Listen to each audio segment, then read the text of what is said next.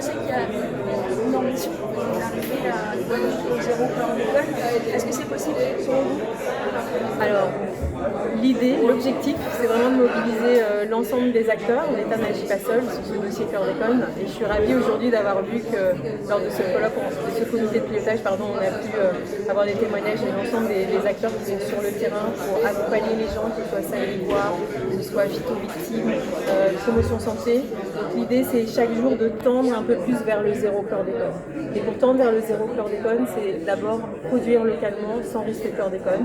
Donc pour y parvenir, ce sont des analyses de sol qui sont gratuites pour tous, pour les agriculteurs et pour les jardiniers. Ce sont aussi des aides pour les pêcheurs, parce qu'ils ont des zones d'interdiction, ils doivent aller plus loin pour pêcher du poisson sans risque de chlordécone. Aujourd'hui, la direction de la mer nous a parlé aussi de dispositifs de concentration des poissons qui vont être financés par la stratégie chlordécone, qui vont permettre d'avoir des poissons sans chlordécone. Et puis, ce sont aussi des aides aux agriculteurs, aux éleveurs de bovins, une aide qui a été présentée aujourd'hui qui permet d'avancer aussi. Et puis, ce sont aussi des contrôles renforcés des zones d'interdiction de pêche, des contrôles renforcés des aliments qui sont vendus, des aliments qui sont aussi dans les circuits informels. On a un vrai défi. Et l'idée, c'est de ne pas uniquement faire des contrôles, mais c'est aussi d'accompagner. Je pense qu'il faut marcher sur les deux pieds. Et puis on peut aussi, ça c'est un message important que je souhaite vous partager, on peut réduire le taux de chlordécone qu'on a dans le sang. Ce n'est pas une fatalité, Par l'alimentation, on peut réduire son taux en 4 facilement, 10 par 2 le taux de chlordécone dans le sang. Et donc vous avez en Guadeloupe de nombreux acteurs qui sont là pour accompagner chacune et chacun avec, je vous disais, des solutions, promotion santé, le programme JAFA, la chlordéconémie, qui est mise en place par l'Agence régionale de santé, qui permet à chacun de rendre visible cette exposition à la chlordécone. Et j'étais ravie, aujourd'hui on a eu un témoignage d'une personne qui nous disait qu'elle avait fait un test et que quelques mois après, son taux avait diminué. Donc c'est possible. C'est aussi possible de se faire accompagner. Les victimes professionnelles des pesticides qui ont développé une maladie peuvent se faire accompagner et indemniser. Donc il y a des indemnisations qui ont été présentées aujourd'hui par la Caisse générale de sécurité sociale qui peuvent atteindre entre 400 et 600 euros par mois de rente mensuelle. C'est une façon aussi de reconnaître et d'avancer. Et chacun doit avoir accès à ses droits. Et donc vraiment, l'association Phyto-Victimes, mais aussi d'autres acteurs sont là pour accompagner. Vraiment, je redis ça plusieurs fois. Faites-vous accompagner, informez-vous, il y a des solutions. Vous pouvez aller contacter les différentes associations, il y a des informations sur le site internet chlordécone-info.fr.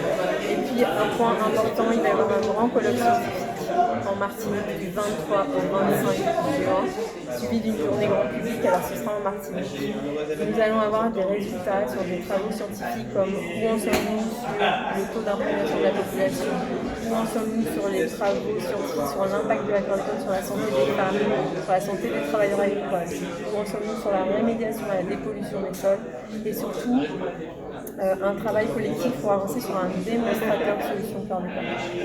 Toutes ces actualités sont importantes et vraiment j'encourage chacune et chacun à se faire accompagner. Chacun doit avoir accès à ses aides, à ses droits. Et aujourd'hui, j'étais ravie de voir les avancées et surtout les partenaires. Donc la préfecture a annoncé aussi le lancement d'un appel à projet avec des associations. Et vraiment, on a besoin de tout le monde en fait pour avancer sur ce dossier. Ce que j'ajouterais aussi, c'est que, on pourrait dire malheureusement, le sujet chlordécone, c'est comme un cas d'école finalement, qui n'est pas qu'un sujet entier. C'est un sujet plus large de comment on arrive à gérer un sujet avec une approche d'une seule santé. On voit bien que notre environnement doit être protégé, notre santé aussi, donc ça doit être un cas d'école. Ça doit être un cas d'école aussi sur comment ne pas refaire les mêmes erreurs. Ça aussi, j'insiste là-dessus.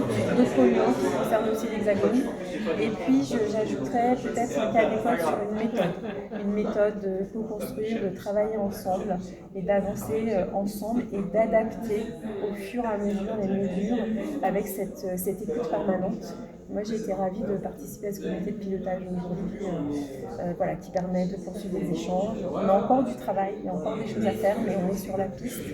Et pour terminer, on a aussi parlé de réflexion en cours, d'une mission d'inspection interministérielle qui a été engagée pour réfléchir à une meilleure indemnisation, donc à la faisabilité d'une meilleure indemnisation des victimes de la chlordécone. Ça, c'est nouveau. Donc les réflexions sont en cours en s'inspirant des dispositifs d'indemnisation qui existent déjà sur l'amiante, les essais nucléaires, le Mediator et autres. Donc ce travail est en cours. Je ne sais pas ce qui va sortir de ce travail, mais en tout cas, ce sont 4 ministres qui ont interrogé leur mission d'inspection pour avancer sur le sujet et faire des propositions.